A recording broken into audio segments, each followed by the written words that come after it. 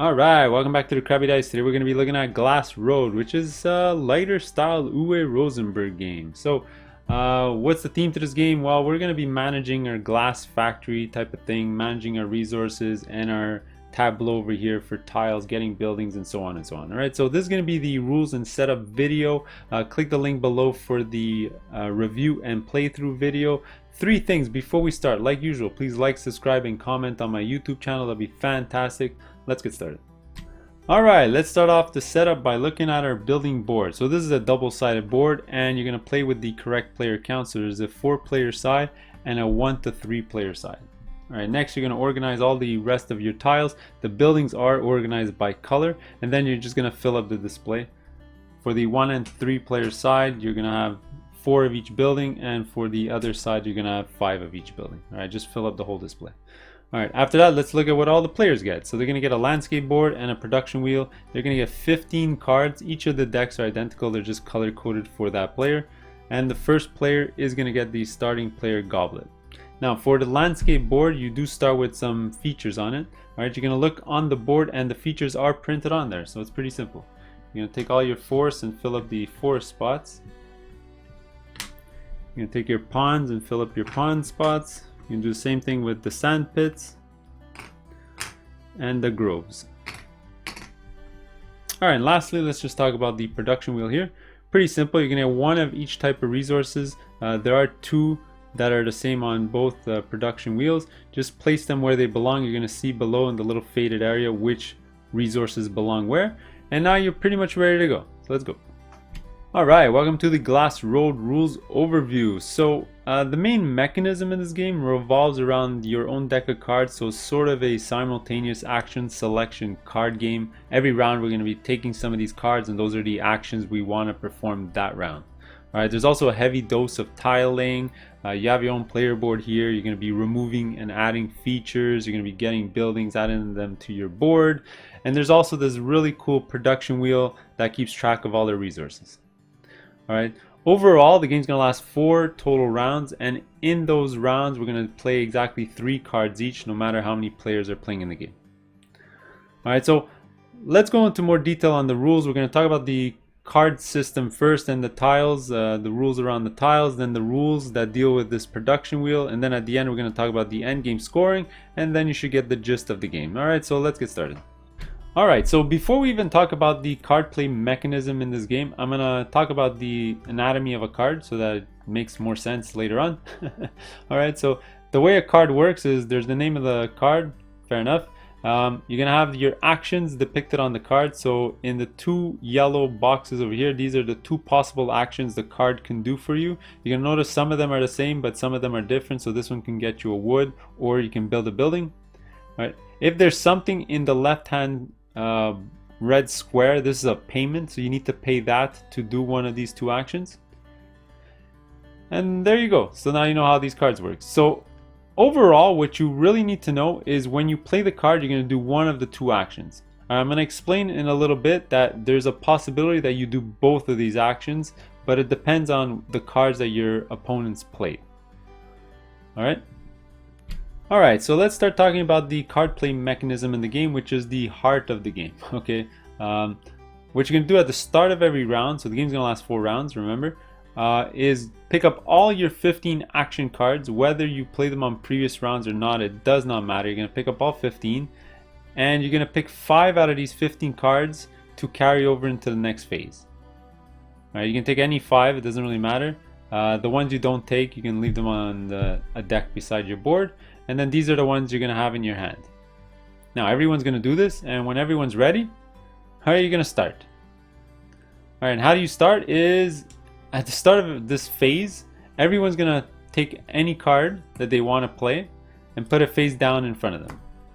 Alright, so let's say I play this one, let's say yellow played this one, and let's say green played another card. Alright, now starting with the first player, you're going to reveal the card. Alright, you don't get to perform the action just yet. What you need to do is check everyone's hand.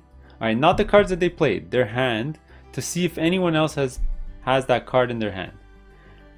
Now, if nobody has this card in their hand, you get to perform both actions on the card, which could be huge. That's why you sort of want to pick cards that you think other players are not going to play, so that you get the benefit of both actions.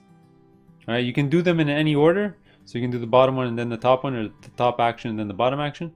If there's a cost in the red box, you only have to pay the cost once to do both actions. All right, once you perform the action, you can just discard the card back into your deck. All right, and then you move on to the next player. He's going to reveal his card. Now you're going to do that until everyone's revealed their card and everyone's done those actions. Now, if somebody's revealed their card and somebody else has that card in their hand, for example, I do, instead of performing both actions, all those players who have matching cards are only going to pick one of the actions on the card.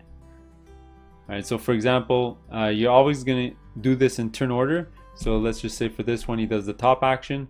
Once he performs the action, you can discard this card. Then it'll circle around to me and I'll get to perform the action too. Now, one very important rule. If you had a matching card, you need to place the card on the right hand side of your board over here, which is sort of an indentation, and you have space for two sort of copycat cards. Alright, which basically means if you match two cards with other players, after that you cannot play cards out of your turn again. Alright, that means you can't match again. So let's just say on the green's turn, I would have matched also this card, for example.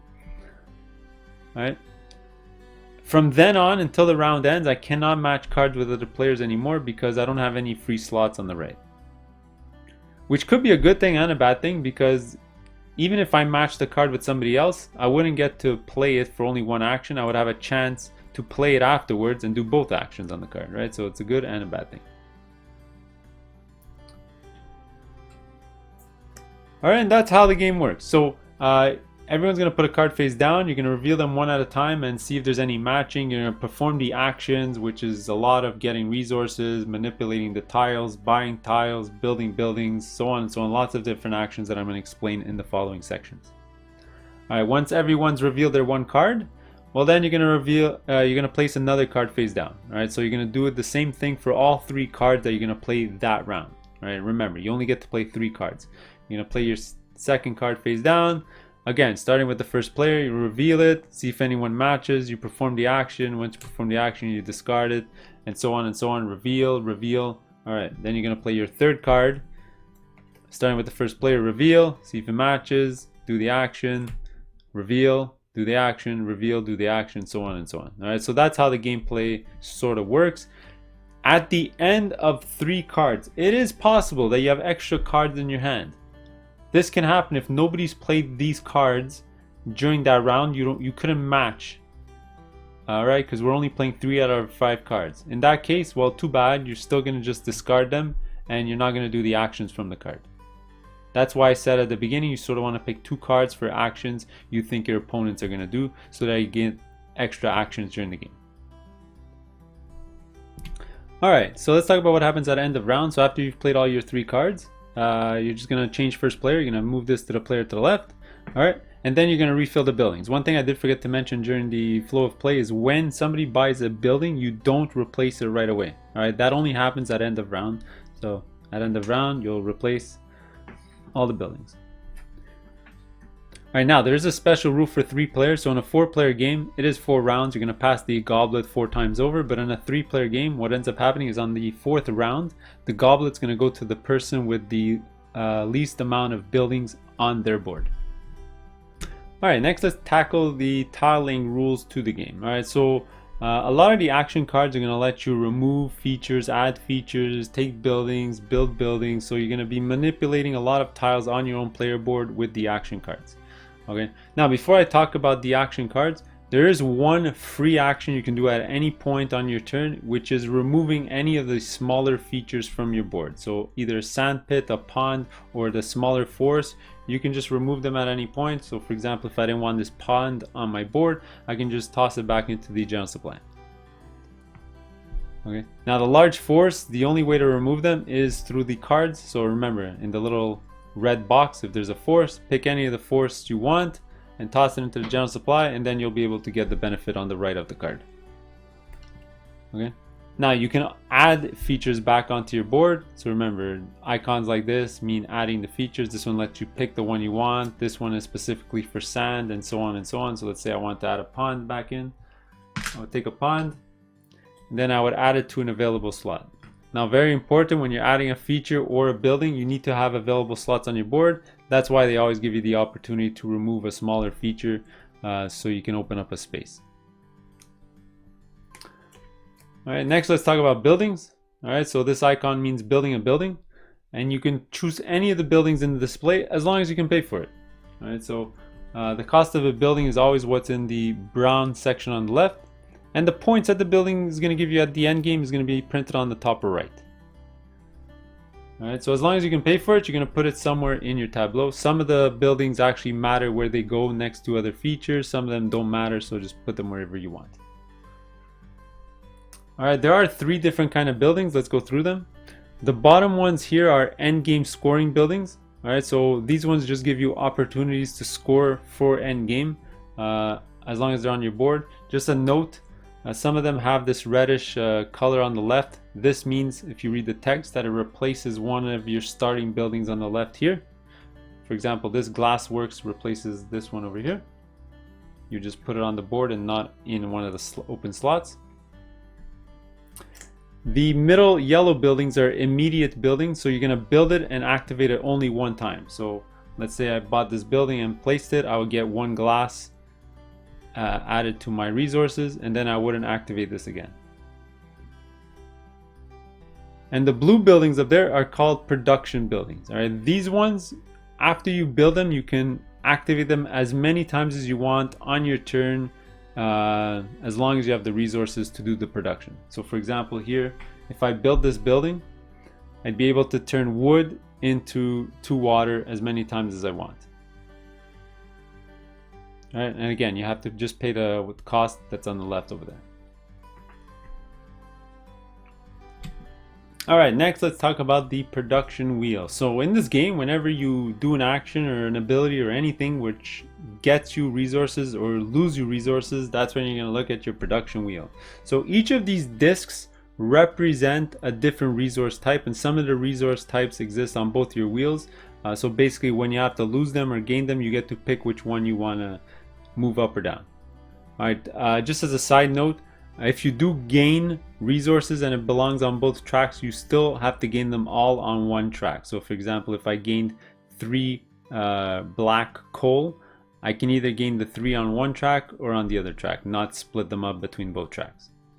All right, and it's pretty simple. All right, whenever you gain a resource, you're just going to move it up the track. You're going to see the amount indicator on the inner wheel over here. So for example, I do start the game with 4 wood, 3 water, 2 coal, so on and so on. So for example, if I gain 3 water, I just move my water disc 3 spaces to the around clockwise. So I went from 3 to 6. I have 6 water.